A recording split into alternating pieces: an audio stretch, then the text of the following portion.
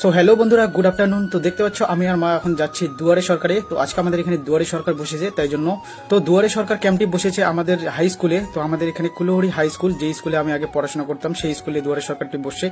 তো মাইকিং করা হয়নি, তাই জন্য বেশিরভাগ লোক জানে না যে দুয়ারে সরকার হচ্ছে। তো যাই হোক, ওখানে গিয়ে দেখা যাবে কেমন ভিড় হয়েছে। আর ওয়েদারটা দেখতে পাচ্ছ কত সুন্দর ঝলমলে রোদ উঠেছে, পুরো প্রচন্ড তাপে। তো যাই হোক, তো দুয়ারে সরকারে আমি এর আগে আমি ফর্ম ফিল আপ করার জন্য লেখালেখি করার জন্য গিয়েছিলাম। তো এইবারে আমি যেতে পারিনি একটি কারণে। তো যাই হোক, দেখতে পাচ্ছ চলে এসেছি আমি। আর দেখতে পাচ্ছ স্কুলের মধ্যে প্রচন্ড ভিড়। তো আমি ধারণা করতে পারিনি এত ভিড় হবে। তো আমাকে হয়তো লেখালেখি করার জন্য আসতে হতো, তো 2 টাকা ইনকাম হতো আমার। তো যাই হোক, যা হয়নি, যা যাওয়ার হয়ে গেছে।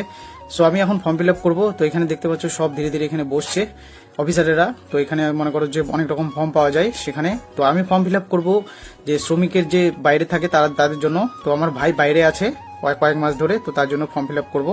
সো যাই হোক, সবাই দেখছো এখানে কত সুন্দর লেখালেখি করার জন্য বসে বসে। আমাকেও আসতে হতো, তো যাই হোক আমি আসতে পারিনি। সো তারপর এখানে আমি অনেক কটা ফর্ম ফিল আপ করলাম। তো যেহেতু একটু সময় ছিল 1 ঘন্টার মতো, তো যাই হোক আমি অনেক কটা ফর্ম ফিল আপ করে এখন দেখতে পাচ্ছ শেষের দিকে প্রায় লোকজন কমে গেছে। এখানকার দেখতে পাচ্ছ টেবিলগুলোর জন্য লাগানো ছিল, সব উঠে গেছে।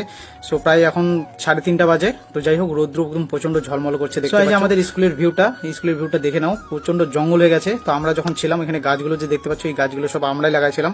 তখন আমরা প্রায় 9-10-এ পড়তাম। সো দেখতে পাচ্ছ স্কুলের পুরো ভিউটা, মাঝখানে একটা মাঠ আর চারিদিকে বাউন্ডারি।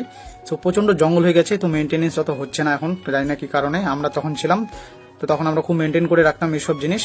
সো যাই হোক, এখন বাড়ি যেতে হবে, কারণ প্রায় শেষের দিকে। আমার কাজটা যে এখনো হয়নি, আমার কাজটা পরের বার হবে। তো ফাইনালি এখন বিকেলবেলা দেখতে পাচ্ছ আমি হাতের মধ্যে একটি ব্যাগ নিয়েছি। সো এই ব্যাগটির মধ্যে আছে চাল। তো এই চালটা আমি কুটতে যাবো, এক কথায় এটা চালের আটা বানাবো। তো কয়দিন থেকে মা বলছে যে চালের আটা কুটে নিয়ে আসতে, তাই জন্য।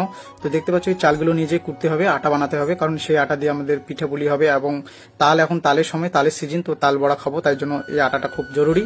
সো যাই হোক, আমি এখন টোটোতে বসে পড়ে এখন যাবো মিলে গিয়ে এখন বিকেলবেলা। তো বিকেলবেলার জন্য এখানে দেখতে পাচ্ছি কত সুন্দর ভিউ আসছে আমাদের এই পুকুর পাড় দিয়ে। ওইদিকে নারকেল গাছ, তাল গাছ আছে, খেজুর গাছ আছে। তো খুব সুন্দর লাগছে জায়গাটা।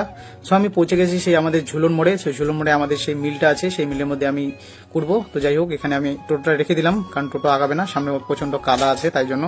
সো যাই দেখি কতক্ষণে হয় আমার ফুটানো। তো মিলের মধ্যে এসে দেখি এখানে একদম চান্স, দেখতে পাচ্ছ আমার কত সুন্দর ভাগ্য। তো এসে এখানে দেখতে পাচ্ছি যে কাজের জন্য আমি আসছি, সেই কাজটাই সেই দাদারা করছে। দেখতে পাচ্ছ সেখানে ছোট্ট মেশিনের মধ্যে সেই চালগুলো দিয়ে আটা বের করছে।